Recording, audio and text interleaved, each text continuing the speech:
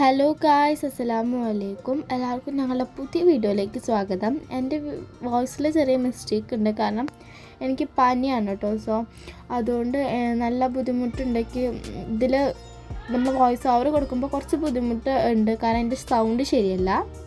ഇന്നത്തെ വീഡിയോ എന്ന് പറയുന്നത് നമ്മുടെ ഓറഞ്ചിൻ്റെ തോലുണ്ടാവില്ലേ, അതൊക്കെ നമ്മൾ പുറത്തേക്ക് കളയാവൂല്ലേ, അതൊന്നും നമ്മൾ കളയാണ്ട് ഇതേമാതിരി നമ്മൾ സ്മാൾ പീസസ് ആയിട്ട് കട്ട് ചെയ്ത് കഴിഞ്ഞാൽ നമുക്ക് അടിപൊളിയായിട്ടൊരു ഡിഷ് ഉണ്ടാക്കാം, ഒരു അച്ചാർ നമുക്ക് ഉണ്ടാക്കാം. അപ്പോൾ അതിന് വേണ്ടി ശർക്കര നമ്മൾ തിളപ്പിച്ചെടുക്കുക. അതേമാതിരി തന്നെ കൊടംപുളി വെള്ളത്തിലിട്ട് വെക്കണം കേട്ടോ. ഞങ്ങൾ ഇത്രയും ഒരു ഇതിന് ഞങ്ങൾ 2 ശർക്കരയാണ് കേട്ടോ എടുത്തിട്ടുണ്ടായിരുന്നത്.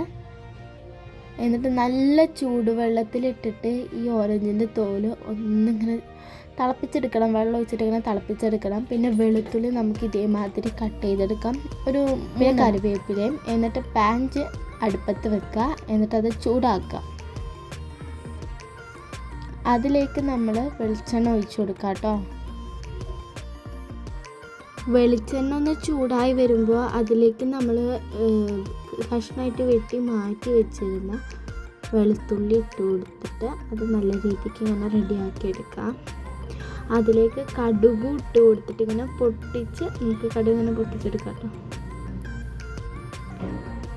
കടുക് പൊട്ടിച്ചതിന് ശേഷം കറിവേപ്പില ഇട്ടിട്ട് നല്ല രീതിക്ക് മിക്സ് ചെയ്ത് കൊടുക്കാം.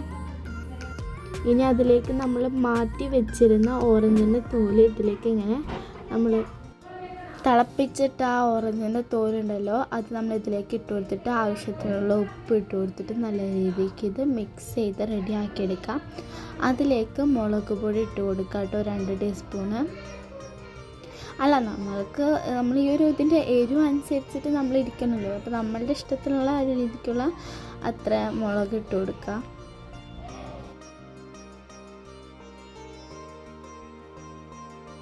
കൊടംപുളി ഇട്ട് വെച്ച ഒരു വെള്ളം ഉണ്ടല്ലോ അത് അതിലേക്ക് ഇങ്ങനെ പീനിങ്ങനെ ഒഴിച്ചു കൊടുക്കാം കേട്ടോ.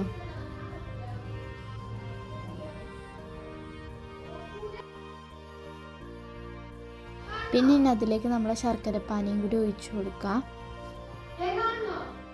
എന്നിട്ട് നല്ല രീതിക്ക് മിക്സ് ചെയ്ത് കൊടുക്കാം കേട്ടോ.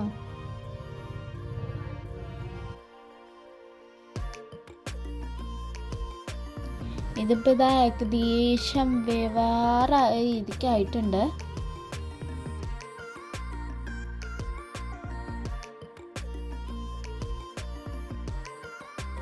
അപ്പോൾ ഇതാണിത്. നിങ്ങൾക്ക് എല്ലാവർക്കും ഞങ്ങളുടെ വീഡിയോ ഇഷ്ടമാവുകയാണെങ്കിൽ ലൈക്ക് ചെയ്യണം, ഷെയർ ചെയ്യണം, സബ്സ്ക്രൈബ് ചെയ്യണം, ഞങ്ങളെ സപ്പോർട്ട് ചെയ്യണം. നല്ല ടേസ്റ്റ് ആയിട്ടുള്ളൊരു അച്ചാറാണ് കേട്ടോ, നമുക്ക് എളുപ്പത്തിൽ ഉണ്ടാക്കാൻ പറ്റിയൊരു അച്ചാർ.